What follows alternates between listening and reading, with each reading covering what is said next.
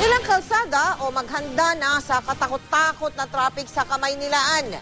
Ilang kalsada kasi sa Metro Manila ang kukumpunin kung kailan pa naman magsesemana Santa.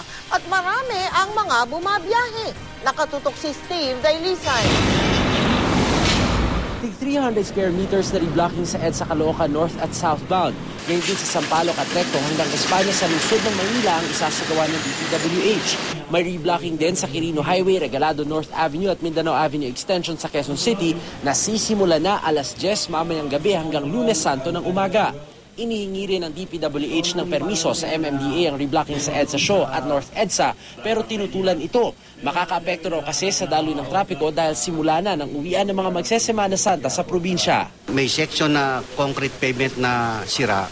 Kapag hindi ka agad na-repair yun, idadama yung katabing konkreto. Kung hindi kami ialaw gagawin ngayon, next week, back to normal heavy traffic. Merong exodus, allow the maximum utilization of the lane. Siguro yung iba i-delay, tama rin yung makabalik muna, pero yung urgent na baka yun yung masimulan. Ang pamunuan ng NLEX tinapos na rin daw ang road repairs para tuloy-tuloy ang biyahe ng mga panorte.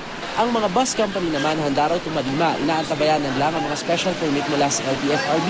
Nasa may 320 na raw ang inaprubahan para makabiyahe simula March 23 hanggang April 1. Bukod sa roadworthiness at kondisyon ng driver, wala raw dapat paggalaw sa pamasahe. Hindi rin tama na nag-overcharge ka. Kaya nga nagseset ng fare matrix. Simula alas 8 ng umaga bukas, activated na ang Oplan Metro Alalay Semana Santa. Ibig sabihin, mahigit 1,800 na tauhan ng MMDA ang ide-deploy para mangalaga sa trapiko at masiguro na maayos ang biyahe ng mga papauwi sa probinsya. Liban pa riyan, mahigit 2,500 na pulis naman mula sa NCRPO ang ipakakalat para matiyak ang seguridad ng mga maiiwan dito sa Metro Manila. Kada barangay po ay may 2 tao po na pulis na PNP na sa umaga naka-duty daytime at sa gabi 2. So kada barangay may tao.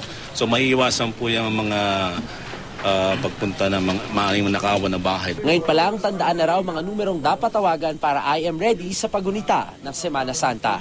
Steve Dailisa, Nakatutok, 24 Oras.